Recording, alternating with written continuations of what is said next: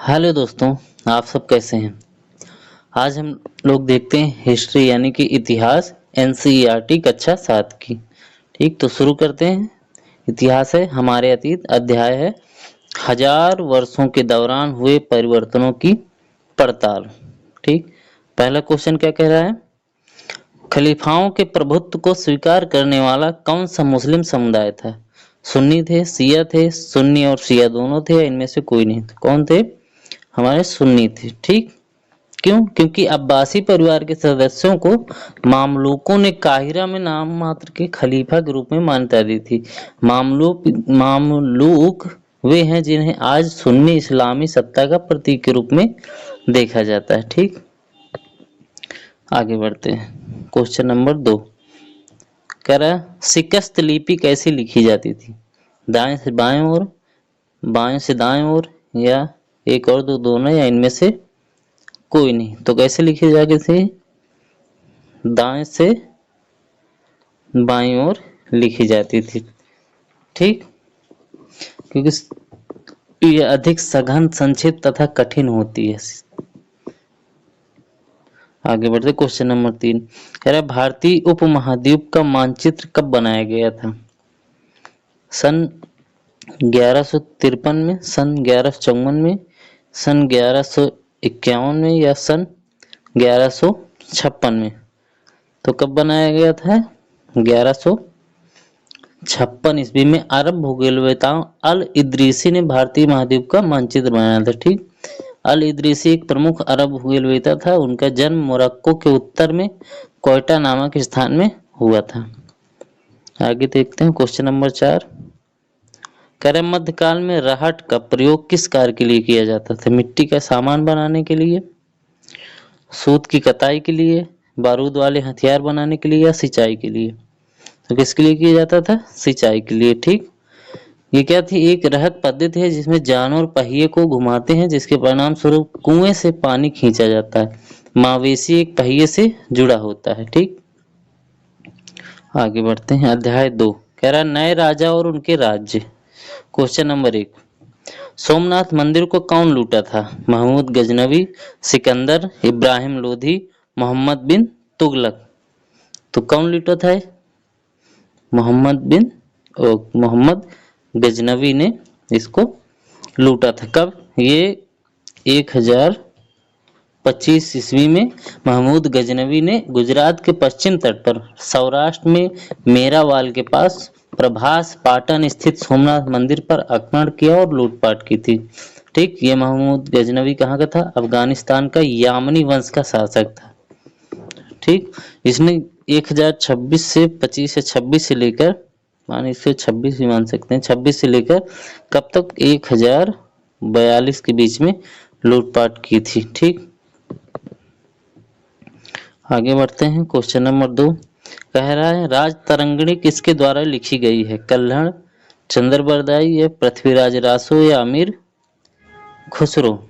तो किसके द्वारा लिखी गई थी, कल्हड़ के द्वारा। ठीक, राज तरंगी कल्हड़ द्वारा रचित एक संस्कृत ग्रंथ है। ठीक, यह कविता के रूप में है। इसमें कश्मीर का इतिहास वर्णित है जो महाभारत काल से प्रारंभ होता है। ठीक, तीसरा, पृथ्वीराज तृतीय और मोहम्मद गौरी के बीच युद्ध कब हुआ था। 1911, 1991, 1991 93, या 1992 94, या 1995 से 1999 के बीच। तो कब लड़ा गया था, 1991 और 1191 से 1192 के बीच में। ठीक, तराइन का युद्ध सरहिंद भटिंडा वर्तमान पंजाब में जो वहां पे लड़ा गया था। ठीक, किसके किसके बीच हुआ था, पृथ्वीराज तृतीय और मोहम्मद गौरी के बीच। ठीक, क्वेश्चन नंबर 4 कह रहा, तंजावुर के बृहदीश्वर मंदिर का निर्माण किस चोल शासक ने करवाया था। विजयालय, राजेंद्र प्रथम, राजराज प्रथम, या परांतक प्रथम। तो किसने करवाया था, राजराज प्रथम ने करवाया था। ठीक, ये कहाँ है, तमिलनाडु के तंजावुर में स्थित है। बृहदेश्वर मंदिर भगवान शिव का मंदिर यानी कि शिव को समर्पित है। यह किस शैली में है, द्रविड़ वास्तुकला का एक उत्तम उदाहरण है ये। ठीक, या जो ये थे राजराज, कौन से संबंधित थे? चोल शासक। ठीक ठीक, प्रथम बनवाए थे इन्होंने। क्वेश्चन नंबर 5, दक्कन के राष्ट्रकूट किनके सामंत थे? कर्नाटक के चालुक्यों के, चोलों के, केरल के चेर शासकों के, या वेगी चालुक्यों के? किसके हो जाएंगे? ऑप्शन ए कर्नाटक के चालुक्यों के। ठीक, ये राष्ट्रकूटों ने 8वीं से 10वीं शताब्दी तक दक्षिण भारत के कुछ हिस्सों पर शासन किया था और उनके राज्य में वर्तमान भारतीय राज्य जैसे कर्नाटक, तमिलनाडु, आंध्र प्रदेश, तेलंगाना, महाराष्ट्र, गुजरात के कुछ हिस्से भी इसमें शामिल है। ठीक, आगे बढ़ते हैं। क्वेश्चन नंबर 6, कह राष्ट्रकूट शासक दंत दुर्ग के बारे में निम्नलिखित कथनों पर विचार करें। ठीक, विचार करना है। उसने चालुक्य शासक को उखाड़ फेंका था, बिल्कुल सही है, दंत दुर्ग ने। उन्होंने हिरण्यगर्भ नामक एक यज्ञ भी करवाया था, बिल्कुल सही है। तो दोनों सही हो जाएगा। आगे बढ़ते हैं। क्वेश्चन नंबर 7, कह रहा है करों के प्रकारों के बारे में चोल शिलालेख में उल्लिखित निम्नलिखित कथनों पर विचार करें। 1, विट्टी एक प्रकार का ऐसा कर था जिसे नकद में संग्रहित किया जाता था। ठीक, नहीं, ये सही नहीं होगा यहाँ तक है। दूसरा क्या है? कदमई एक भू राजस्व था। ये सही होगा। तो ऑप्शन इसमें क्या हो जाएगा? 7 का केवल 2 सही होगा। ठीक, ऑप्शन 2 ये वाला सही होगा। आगे बढ़ते हैं। 8 कह रहा है त्रिपक्षीय संघर्ष के बारे में निम्नलिखित कथनों पर विचार करें। कन्नौज पर नियंत्रण त्रिपक्षीय संघर्ष का एक कारण था।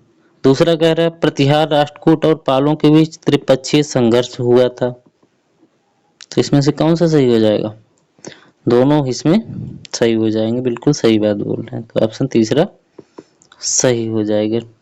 ठीक, क्योंकि कन्नौज शहर एक विशेष वांछनीय क्षेत्र था जो गंगा घाटी में स्थित था। कन्नौज पर नियंत्रण के लिए गुर्जर, प्रतिहार, राष्ट्रकूट और पाल रंग से संबंधित शासक सदियों तक लड़ते रहे थे।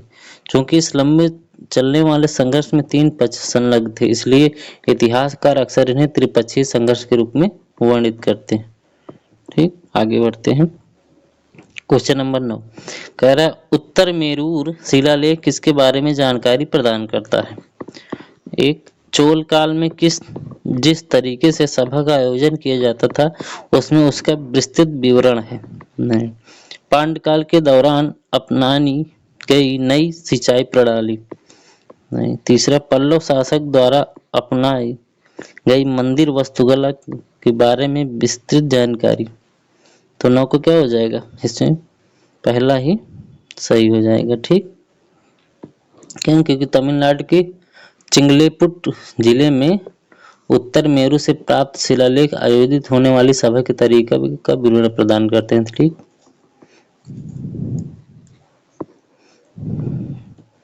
आगे बढ़ते हैं। अध्याय 3, दिल्ली के सुल्तान। ऑप्शन नंबर 1, रजिया सुल्तान दिल्ली के गद्दी पर कब बैठी थी? 1296, 1236, 1240 या 1256? तो कब बैठी थी? 1236 को गद्दी पर बैठी थी। ठीक, रजिया सुल्तान कौन थी? ये अस्म-उद-दीन इल्तुतमिश की पुत्री और दिल्ली सल्तनत पर शासन करने वाली एकमात्र महिला थी। वह मामलूक, गुलाम, दास राजवंश से संबंधित थी और 10 नवंबर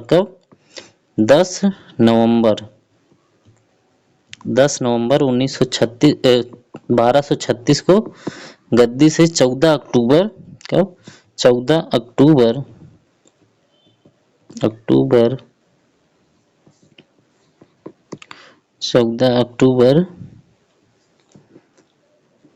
1240 तक, कब तक? 1240 तक दिल्ली पर शासन किया था। ठीक, आगे बढ़ते हैं। क्वेश्चन नंबर 2, कह रहे सांकेतिक मुद्रा चलाने वाला सुल्तान कौन था? मोहम्मद गौरी, मोहम्मद बिन तुगलक, बलबन, अलाउद्दीन खिलजी? तो क्या हो जाएगा? मोहम्मद बिन तुगलक इसमें हो जाएगा। ठीक, देवनागरी में अपने असफल अभियान के बाद मोहम्मद बिन तुगलक ने कितना 1330 में सांकेतिक मुद्रा जारी की, अर्थात पीतल और तांबे के सिक्के ढाले जाते थे जिनकी कीमत सोने और चांदी के सिक्कों के बराबर होती थी, ठीक। और 1329 में अपनी राजधानी को दौलताबाद स्थानांतरित करने के बाद तुगलक ने प्रतिनिधि या सांकेतिक मुद्रा की शुरुआत की थी। आगे बढ़ते हैं, क्वेश्चन नंबर 3 कह रहा है दिल्ली सल्तनत का अंतिम राजवंश कौन था? तुगलक वंश, खिलजी वंश, लोधी वंश या इनमें से कोई नहीं? तो कौन हो जाएगा? लोधी वंश, ठीक। लोधी वंश राजवंश दिल्ली सल्तनत का अंतिम राजवंश था जिसकी स्थापना बहलोल खान लोधी ने की थी, ठीक। दिल्ली सल्तनत का कालानुक्रम लगभग 1206 से 1526 तक, कब तक? 1206 से 1526 तक रहा। आगे बढ़ते हैं, क्वेश्चन नंबर 4 कह रहा हौज खास शाही टंकी कहाँ पर स्थित है? दिल्ली, आगरा, जयपुर या फिर उदयपुर?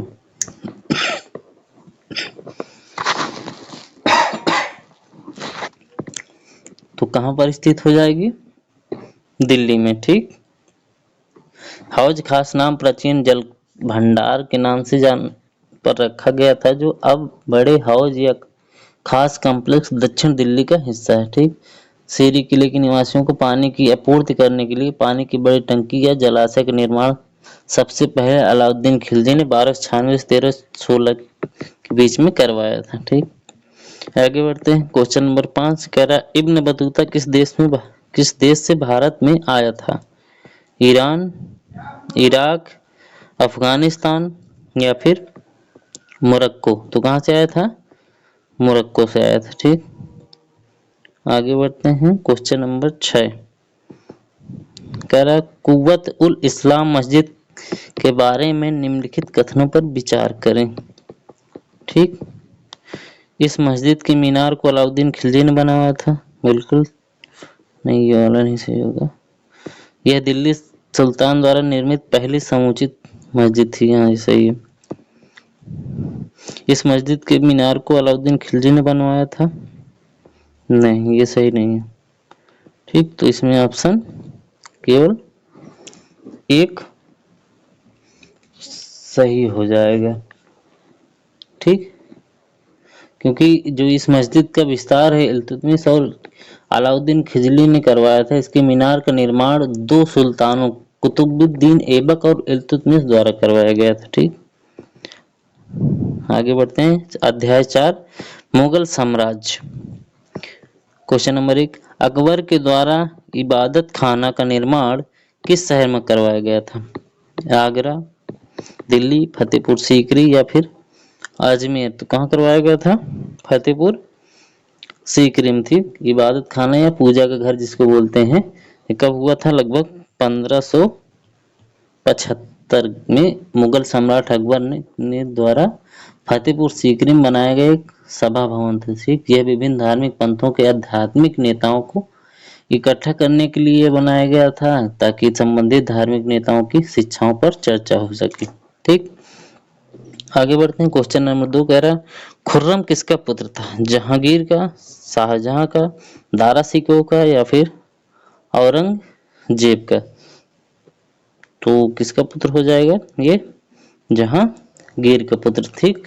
पांचवें मुगल बादशाह शाहजहां को पहले खुर्रम के नाम से जाना जाता था, ठीक। शाहजहां को किसके नाम से जाना जाता था? खुर्रम के नाम से जाना जाता था। यह मुगल राजकुमार जहांगीर और मारवाड़ राजपूत राजकुमारी जगत गोसाई का पुत्र था। खुर्रम नाम युवा राजकुमार के लिए उनके दादा मुगल बादशाह अकबर द्वारा चुना गया था, ठीक। आगे बढ़ते हैं, क्वेश्चन नंबर 3 कह रहा है किस मुगल सम्राट को जिंदा पीर कहा जाता है?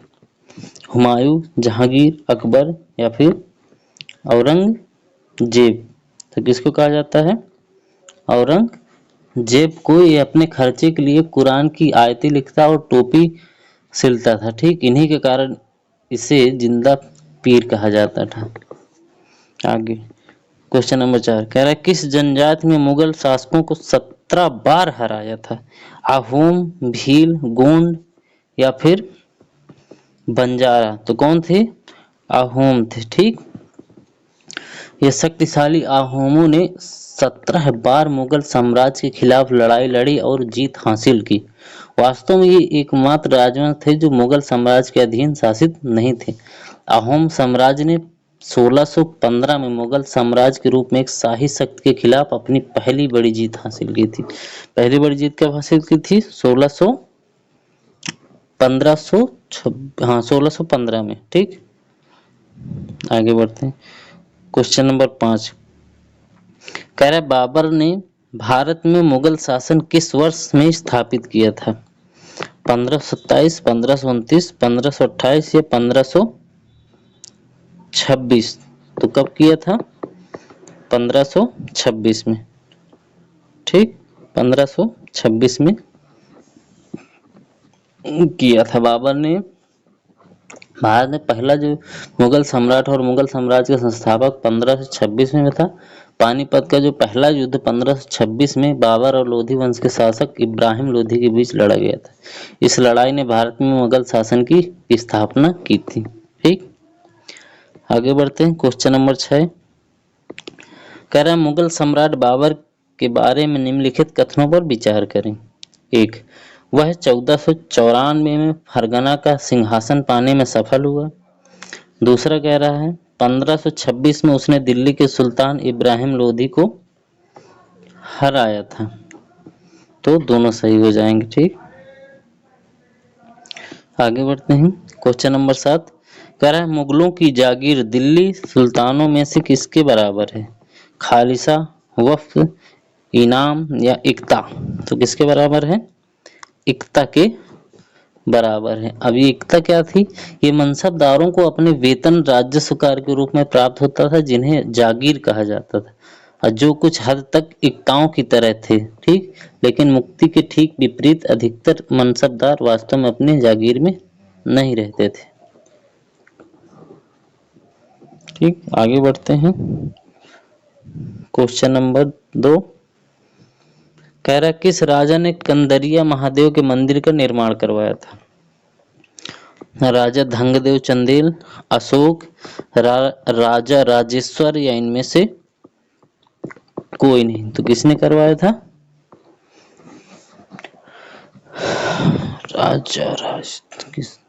किस राजा ने कंदरिया महादेव मंदिर का निर्माण करवाया था? इसमें करवाया था राजा धंगदेव चंदेल ने। पहला क्वेश्चन छूट गया क्या? अच्छा हाँ, अध्याय 5 में था।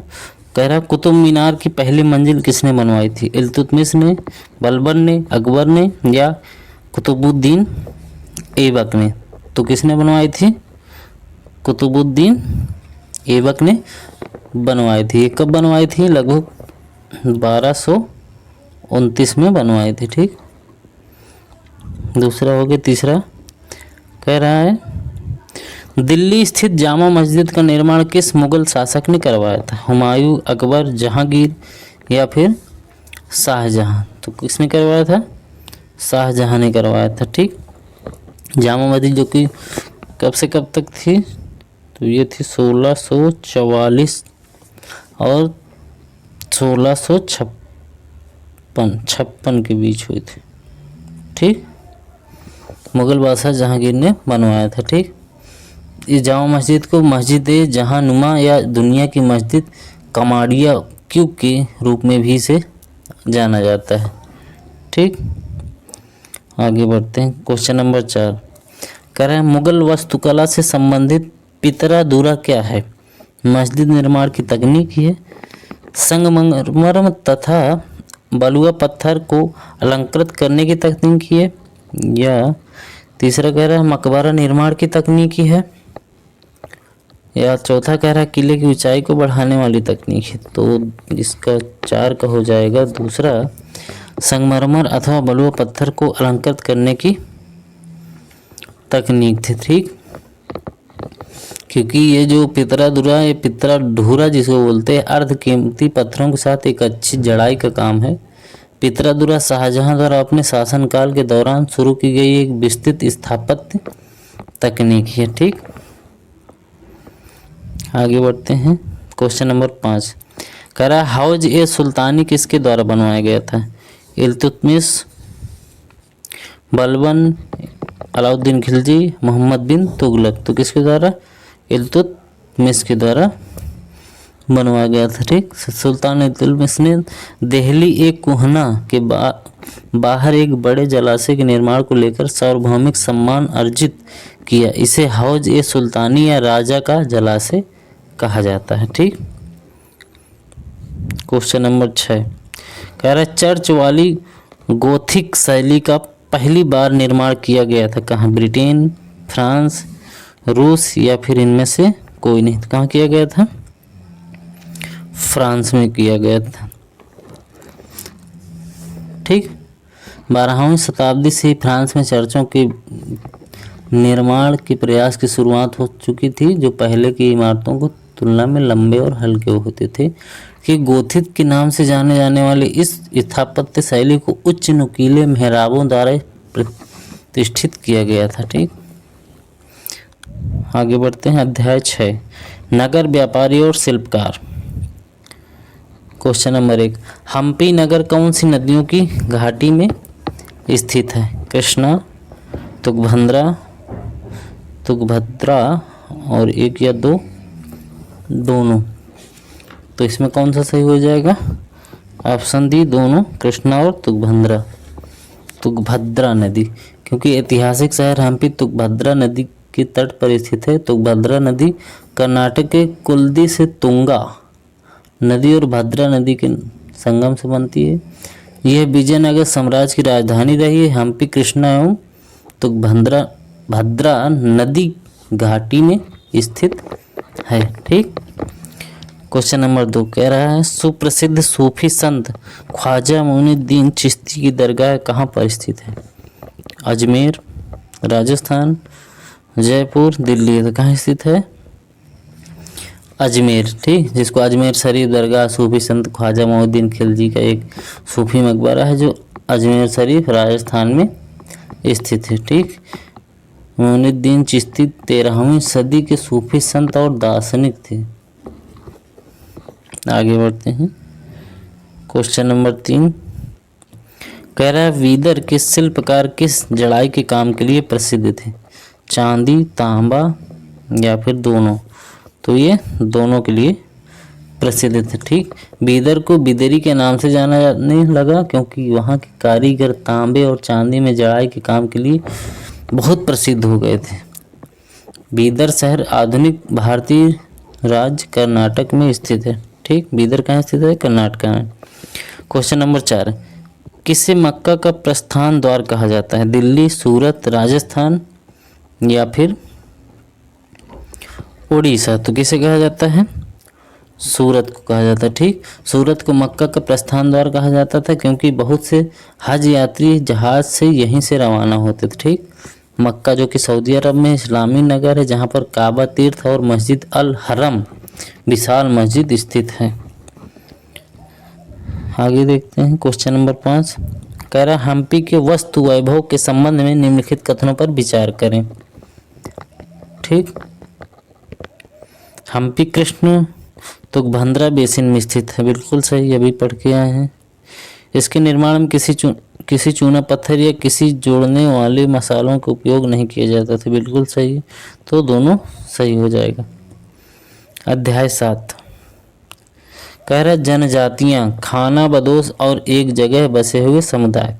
क्वेश्चन नंबर 1 गख्खर लोगों के मुखिया कमाल खान गख्खर को बादशाह अकबर ने क्या बनाया था? मनसबदार, सेनापति, मुख्यमंत्री या फिर राजस्व मंत्री। तो क्या बनाया था?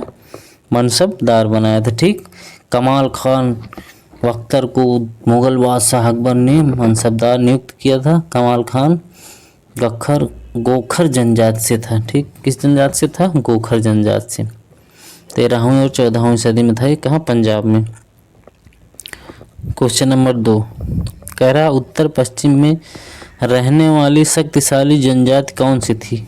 नागा, अहोम, मुंडा या फिर बलोच। तो कौन सी थी? बलोच थी। बलोच कहाँ है? दक्षिण पश्चिम पाकिस्तान की बलूचिस्तान प्रांत और ईरान के तिस्तान व बलूचिस्तान प्रांत में बसने वाली एक जाति है। ठीक, मुस्लिमों में इनके उच्च दर्जे की जाति माना गया है इनको, बलोच को। आगे बढ़ते हैं, क्वेश्चन नंबर 3। करा अकबर के प्रसिद्ध सेनापति राजा मान सिंह ने चेर लोगों पर हमला कब किया था? तो कब किया था? 1560 के आसपास किया था। ठीक, 1560 नहीं, 1560 नहीं होगा, 1551 होगा यहाँ पे, 1551 के आसपास, 1591। क्या हो रहा है आज? 1591 के आसपास किया था। ठीक, चेरो एक जनजाति झारखंड पर हमला किया था और उन्हें हराया। वह अकबर के प्रसिद्ध सेनापति भी थे, मान सिंह। Question number 4। अहोम राज्य के लिए जिन लोगों से जबरन काम लिया जाता था वे क्या कहलाते थे? पाइक, भुइयां, कोज, हाजो या फिर गुरंजी। तो क्या कहते थे? पाइक। ठीक, इनको पाइक बुलाते थे। राज्य के लिए जिन्हें लोगों ने जबरन काम लिया जाता था उन्हें पाइक कहा जाता था। ठीक, जो अहोम राज्य था वो अधिकतर बंधुओं मजदूरों पर ही निर्भर था। मध्यकाल के दौरान गख्खर जनजातियों के बारे में निम्नलिखित कथनों पर विचार करें। गख्खर जनजातियों का प्रमुख कमाल खान गख्खर था।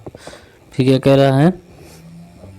मुगल सम्राट जहांगीर द्वारा उसे मनसबदार बनाया गया था।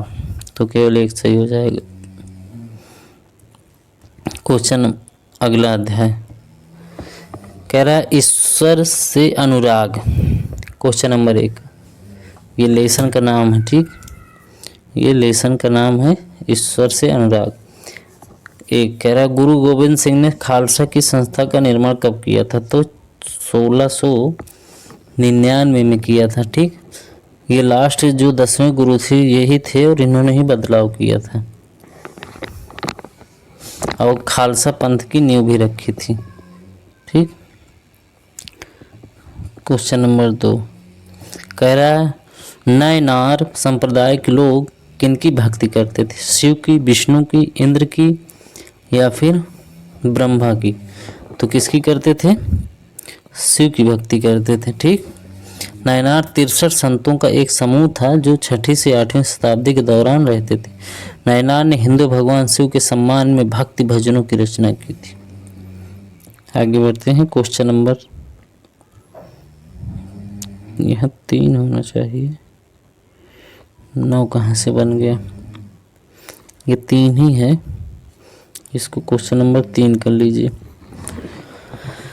कह रहा 1606 ईस्वी में किस सिख गुरु को मृत्युदंड दिया गया? गुरु तेज बहादुर, गुरु अर्जुन देव, गुरु नानक देव या गुरु गोविंद सिंह? तो किसको दिया गया था? गुरु अर्जुन देव को दिया गया था। ठीक, 16 जून। कब? 16 जून। ठीक, 16 जून 1606 को सम्राट जहांगीर के नेतृत्व वाली मुगल सरकार द्वारा 5 दिनों तक अत्याचार किए जाने के बाद गुरु अर्जुन देव की मृत्यु हो गई थी। ठीक, आगे बढ़ते हैं, क्वेश्चन नंबर 4 कह रहा है सम्राट शाह की उपाधि किसने धारण की थी? गोंड राजा अमनदास, रमनदास या फिर मान सिंह? तो किसने की थी? गोंड राजा अमनदास ने संग्राम शाह की उपाधि धारण की थी। ठीक, इन्हें गोंड प्रमुख राजपूतों के रूप में पहचाने जाने की कामना करते थे। ठीक, इसलिए यह गढ़ कटंगा के गोंड राजा अमनदास ने सम्राट शाह की उपाधि धारण की थी। ठीक, आगे बढ़ते हैं, क्वेश्चन नंबर 5 कह रहा है मार्टिन लूथर ने बाइबिल का अनुवाद किस भाषा में किया था? लैटिन, फ्रेंच, जर्मन या फिर स्पेनिश? तो किस में किया था? जर्मन भाषा में। ठीक। मार्टिन लूथर 1483 से 1546 तक थे। प्रोटेस्ट सुधारों में धर्मशास्त्र, संगीतकार, पुजारी, भिक्षु, मौलिक व्यक्ति के जर्मन प्रोफेसर थे। ठीक, आगे बढ़ते हैं। क्वेश्चन नंबर 6 कह रहे तुलसीदास ने रामचरितमानस की रचना किस भाषा में की थी?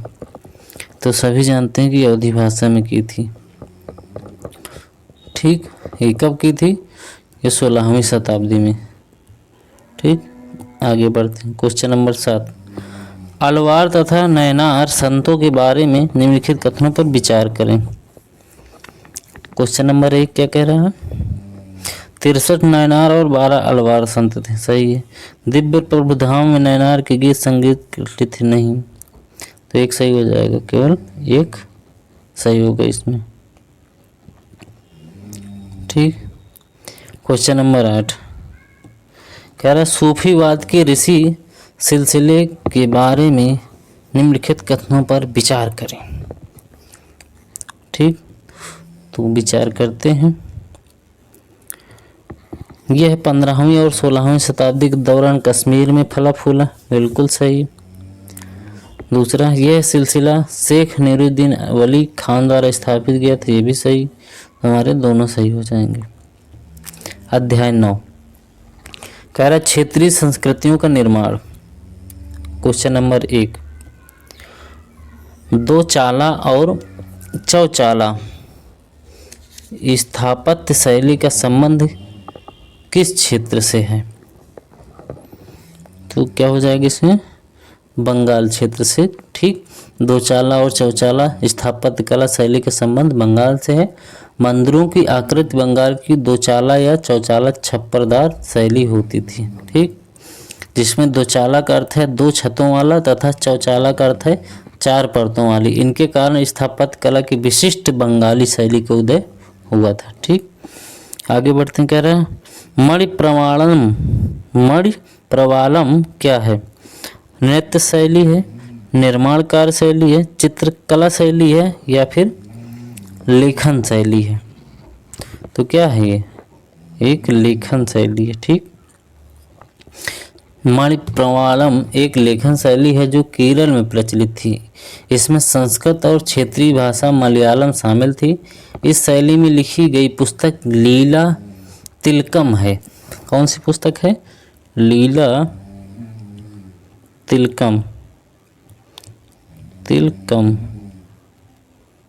ठीक, लीला तिलकम पुस्तक है जिसमें व्याकरण और काव्यांश शास्त्र है। इस पुस्तक की रचना 14वीं से शताब्दी के दौरान हुई थी। कब हुई थी? 14वीं शताब्दी के दौरान। ठीक, आगे बढ़ते हैं। क्वेश्चन नंबर 3 क्या राजस्थान के संदर्भ में चारण भाट कौन लोग थे? व्यापारी थे, शिल्पकार थे, कहानी काव्य गीत गाने वाले थे या फिर एक योद्धा थे? तो कौन थे? कहानी काव्य गीत गाने वाले लोग थे। ठीक, आगे क्वेश्चन नंबर 4 कह रहा है चित्रकला की बसोहली शैली का विकास किस जगह पर हुआ? राजस्थान, बिहार, गुजरात या फिर हिमाचल? तो कहाँ पे हुआ है? हिमाचल पे। ठीक, बहसोली या बसोली शैली लघु चित्रों की परंपरा में एक लघु चित्र शैली है ये। और ये कब हुई? 17वीं सदी के बाद वाले वर्षों में आधुनिक हिमाचल प्रदेश के इर्द गिर्द हिमालय की तलछटी के क्षेत्र में लघु चित्रकला की एक साहसपूर्ण भावप्रवण शैली का विकास हुआ जिसे बहुशैली शैली कहा जाता है। ठीक, क्वेश्चन नंबर 5 कह रहा है मंगल काव्य किस क्षेत्र से संबंधित साहित्यिक कृति है? बिहार, बंगाल, तमिलनाडु या फिर असम? तो कहाँ से है ये मंगल काव्य? बंगाल से। ठीक, मंगल काव्य या मंगल काव्य बांग्ला साहित्य के मध्य युग में रचित एक विशेष प्रकार का धर्म विषयक आख्यान काव्य है। ठीक, यह हिंदू देवी देवताओं पर केंद्रित होता था। क्वेश्चन नंबर 6 कह रहा है 14वीं शताब्दी के ग्रंथ लीला तिलकम के बारे में निम्नलिखित कथनों पर विचार करें। ठीक, कह रहा है यह मलयालम में लिखी गई ऐसी पहली साहित्यिक पुस्तक है जो व्याकरण और काव्य से संबंधित है। बिल्कुल सही, पीछे पढ़ चुके हैं। इस पुस्तक की रचना मलयालम भाषा में हुई नहीं। कि यहाँ गलत हो जाए तो केवल हमारा एक सही हो जाएगा। ठीक, आगे बढ़ते हैं। ये संस्कृत भाषा में लिखी गई थी, ना कि मलयालम भाषा में। ठीक, ये संस्कृत हो जाएगा, संस्कृत भाषा में लिखी गई थी। आगे बढ़ते हैं। अध्याय 10, 18वीं शताब्दी में राजनीतिक गठन। ठीक, क्वेश्चन नंबर 1 कह रहा है जोधपुर के राजा अजीत सिंह को कहाँ की सूबेदारी मिली थी? गुजरात की, बंगाल की, उड़ीसा की, पंजाब की? कहाँ की मिली थी? गुजरात की मिली थी। ठीक, यहाँ पे जहांदार शाह ने मारवाड़ के राजा अजीत सिंह को महाराजा की उपाधि के साथ गुजरात का सूबेदार बनाया था। ठीक, आगे बढ़ते हैं। 2 कह रहा बंदा बहादुर को कब मारा गया था? 1708, 1699, 1716 या 1705 ईस्वी में? तो कब मारा गया था? 1716 को। ये बोले तो फरवरी 1716 को 794 सिखों के साथ वह दिल्ली लाए गए, जहां 5 मार्च से 12 मार्च तक 7 दिनों में 100 की संख्या में सिखों की बलि दी जाती रही। ठीक, 16 जून को बादशाह फर्रुख सियर के आदेश से बंदा सिंह तथा उनके मुख्य सैन्य अधिकारियों के शरीर काटकर टुकड़े टुकड़े कर दिए। तो इतना खतरनाक था ये। 3 नादिर शाह ने दिल्ली पर आक्रमण कब बोला? 1750, 1739, 1716 या फिर 1705? तो कब हुआ था? 1739। ठीक, 1739 में नादिर शाह ने भारत पर आक्रमण किया और दिल्ली को लूट लिया था इसने। करनाल की लड़ाई हुई थी जिसमें भारत पर अपने आक्रमण के दौरान ईरान के अफसीरीदी वंश के संस्थापक नादिर शाह के लिए एक निर्णायक जीत थी। ठीक, क्वेश्चन नंबर 4 कह रहा जाटों ने अंबर और आगरा की शैलियों का समन्वय करते हुए विशाल बाग महल का कहाँ बनवाया था? दीग में, दिल्ली में, भरतपुर में, आगरा में? तो कहाँ बनवाया था? दीग या डीग? इसको दीग बोलिए या डीग? डीग भी बोल सकते हैं, डीग, डाडलिया, डीग। ठीक, में जाटों ने अंबर, आमेर और आगरा की शैलियों का समन्वय करते हुए एक विशाल बाग महल बनवाया था। आगे बढ़ते हैं। क्वेश्चन नंबर 5 कह रहा निम्नलिखित कथनों पर विचार करें। सिंधिया ग्वालियर से थे, हाँ। गायकवाड़ बड़ौदा से बिल्कुल से, भोसले नागपुर से बिल्कुल से, तो उपयुक्त सभी सही हो जाएगा। ठीक, बस इतने ही क्वेश्चन थे दोस्तों। कैसा लगा सेशन ज़रूर बताएं। अगर अच्छा लगा हो तो लाइक करें, शेयर करें एंड सब्सक्राइब करें। जय हिंद।